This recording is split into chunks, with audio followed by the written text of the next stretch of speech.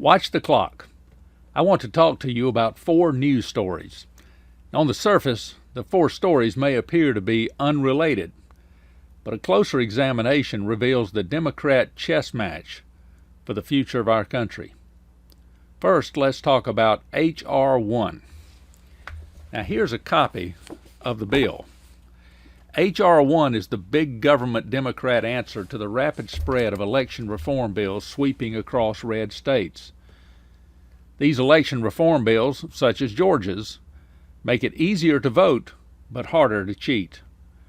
H.R. 1 nationalizes elections. It mandates new bureaucrat-run redistricting agencies, and it uses taxpayer money to add career politician campaign funds. At the same time, it allows those same politicians to use campaign funds for personal use. I call H.R. 1 the Sanford Bishop Protection Act. On June the 22nd, Republicans in the Senate used the filibuster option to block a move to end debate.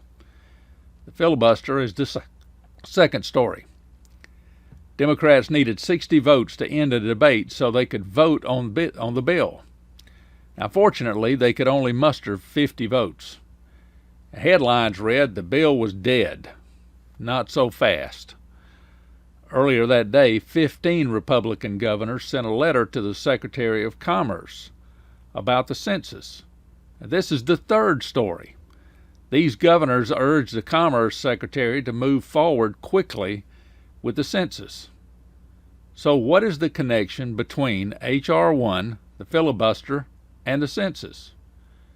Redistricting. State legislatures are responsible for drawing new districts that are equal in population. In order to determine equal population, they need census information. If H.R. 1 had passed, then legislatures would be required to set up a nonpartisan independent commission to draw lines.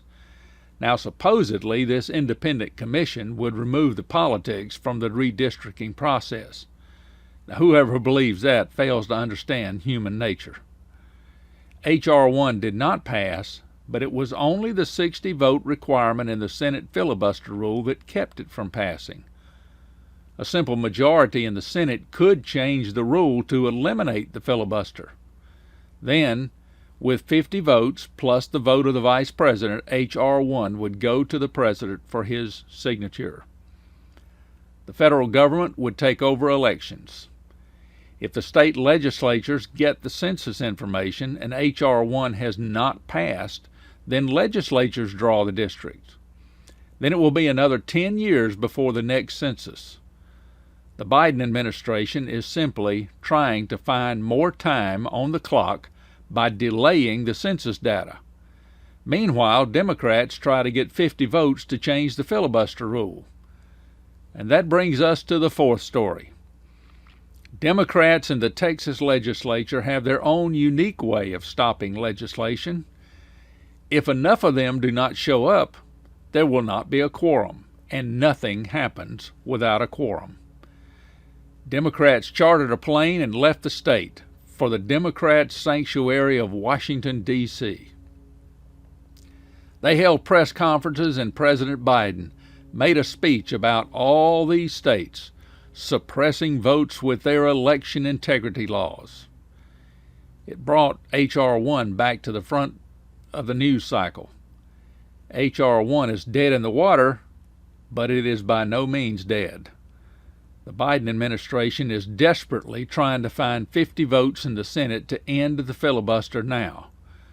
Democrats want H.R. 1 before the legislatures draw new congressional districts. New congressional districts will likely favor Republicans and will swing the 2022 House back to Republican control. I'm reminded of listening to that famous voice of the Bulldogs, Larry Munson.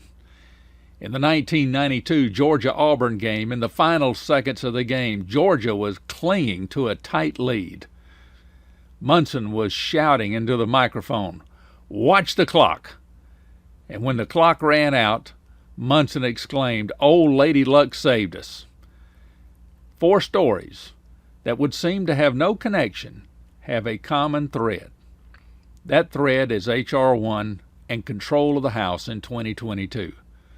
The clock is ticking. Census data now due in August. I predict another delay. Watch the clock. If you listen closely, you may hear the gravel voice of the late Larry Munson. Three backs, they only need 8-9 inches. Fullback, White trying to step in. Watch the clock. 9, 8, 7, 6, 5, 4. We're out lined up. 3. They have no timeouts. 2, 1. I think it's over. In. We saved ourselves. No, we didn't. Old Lady Luck saved us. I assure you that if the filibuster holds, it is not Old Lady Luck that we can credit. Only the grace of God will save our nation in this critical hour. Watch the clock. Thank you for watching. If you like this video, then please give it a thumbs up and subscribe. I'm Don Cole with Common Sense from D.C., not Washington. God bless you, and have a great day.